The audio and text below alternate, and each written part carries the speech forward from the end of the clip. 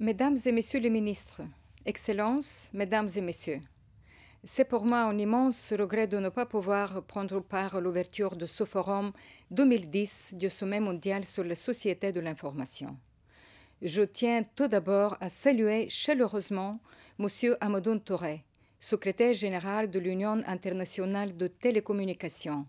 et à le remercier d'accueillir cet important événement, à la préparation duquel il a travaillé en étroite coopération avec l'UNESCO et la Conférence des Nations Unies sur le commerce et le développement.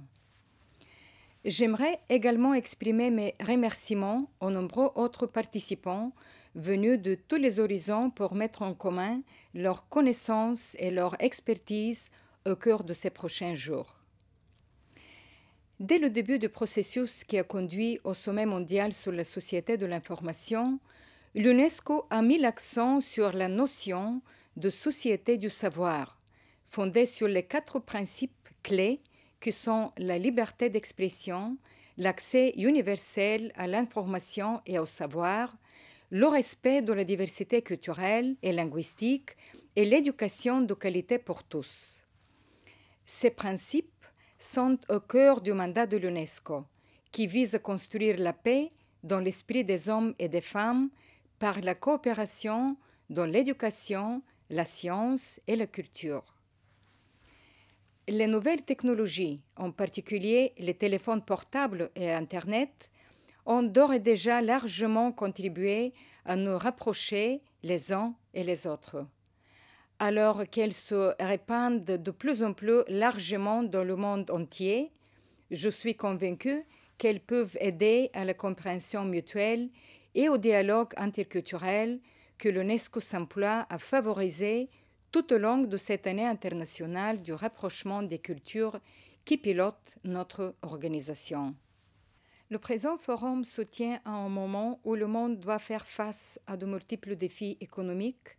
environnementaux et éthiques qui ont des répercussions sans précédent pour l'humanité et qui rendent la coopération et le partage de connaissances autant plus indispensables.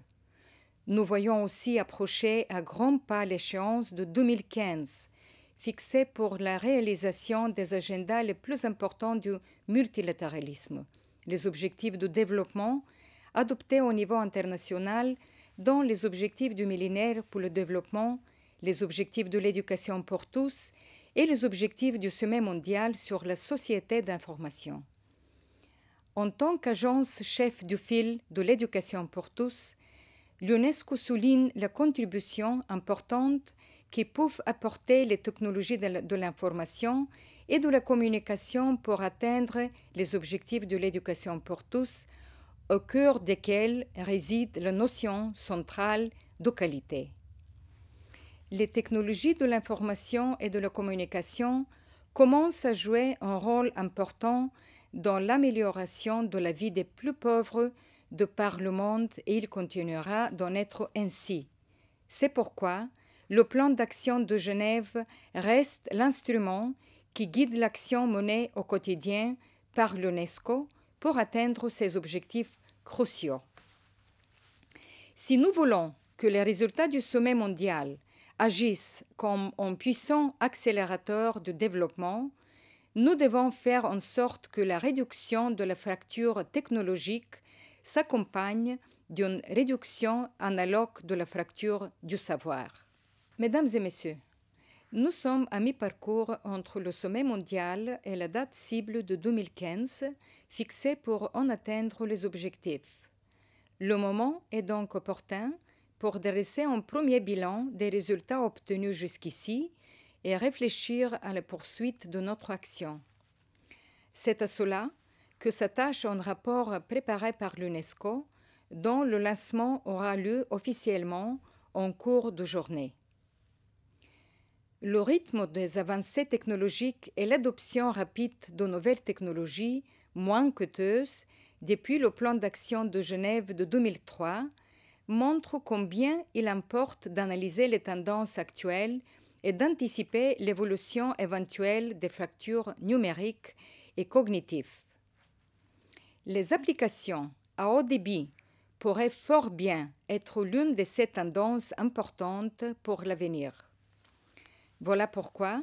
l'Union internationale des télécommunications et l'UNESCO ont décidé d'un commun accord de lancer une commission sur le haut débit qui examinera cette nouvelle technologie sous tous ses aspects, qu'il s'agisse de ses applications pratiques et de ses implications environnementales, ou encore de son incidence sur la diffusion des connaissances dans les pays développés et les pays en développement. Fermement attaché aux objectifs du sommet mondial, l'UNESCO est résolu à réduire les fractures du savoir en suscitant une volonté politique forte, en renforçant les capacités des institutions et des personnes et en prenant bien d'autres initiatives concrètes,